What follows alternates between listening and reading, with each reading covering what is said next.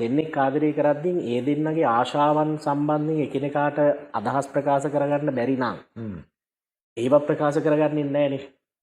අරයා මං ගැන මොනවා හිතයිද? ඒ කියන්නේ පිරිමියා කල්පනා කරනවා ගැහණිය මං ගැන මොනවා හිතයිද කියලා. ගැහණිය කල්පනා කරනවා පිරිමියා මං ගැන මොනවා හිතයිද කියලා.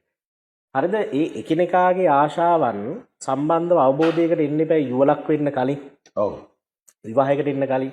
දැන් එකිනෙකාගේ ආශාවන් සම්බන්ධව අවබෝධයකට ආවේ නැති වුණොත් එහෙම ගැමුණු මහත්මයා අවසානයේ විවාහයටපත් වුණාන් පස්සේ විවාහ ඒකාකාරී වෙනවනේ. ඊට පස්සේ ගැහණිය තමන්ගේ අර গুপ্ত ආශාවන් අභ්‍යන්තරික ආශාව වෙනම විසඳ ගන්න යනවා. පිරිමියා තමන්ගේ ආශාව වෙනම විසඳ ගන්න යනවා. ඒක අනියම් සම්බන්ධය ඇති වෙන්නේ. ඒ වගේම ඒවට ආශාව විතරක් නෙවෙයි සමහර ආර්ථික කාරණාත් බලපානවා අනියම් සම්බන්ධතාවට. ඊළඟ කාරණා තමයි පවුල ඇතුලේ ආදරය කළමනාකරණය කරගන්න හැටි අද ප්‍රශ්නයක් වෙලා තියෙනවා. කියන්නේ කසාද බැඳනම් පස්සේ පවුලක ආදරය ඉවර වෙනවා. ලිංගිකත්වයේ විශ්‍රාම යනවා. දැන් ළමයි හැදුනම් පස්සේ විශේෂයෙන්ම දරුවෝ ඉස්සරහා දෙමාපියෝ ආදරය කරන්න බයයිනේ. ඔව්. හැබැයි දරුවෝ ඉස්සරහා අම්මලා තාත්තලා ගහමරා ගන්නවා.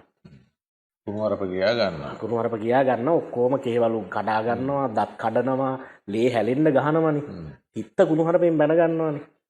හැබැයි දරුවෝ ඉස්සරහා ආදරණීය විදියට කතා කරන්න. ආදරය එකිනෙකාගේ ආදරය බෙදා ගන්න දෙමාපියෝ බයයි. හැබැයි නූතන ඒ කියන්නේ මනෝවිද්‍යාවේදී පවා කියන කාරණාව තමයි ඒ දෙමාපියන්ගේ ආදරණීයත්වය දරුවන්ගේ මනස යහපත් දරුවෙක් ගොඩනැගෙන්න හේතු වෙනවා කියන්නේ. ඊළඟට ගෙදර ප්‍රචණ්ඩ නම්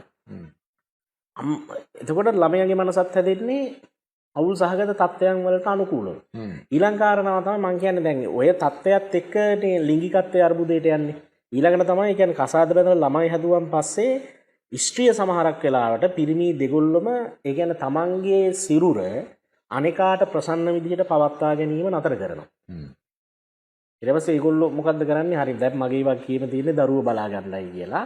يعني පිරිසුදුකම කියන එක ලිංගිකත්වයේදී අතිශය වැදගත්නේ. අනිවාර්යයෙන්. සහ එකිනෙකාට ප්‍රියමනාප වීමත් ලිංගිකත්වයේදී අතිශයම වැදගත්.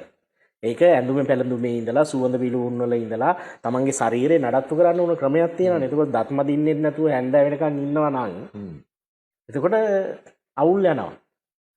ඊට පස්සේ තමයි ඉතින් අර අසභ්‍ය දර්ශන බලලා ඒවට පෙළෙන්නේ එක පැත්තක්.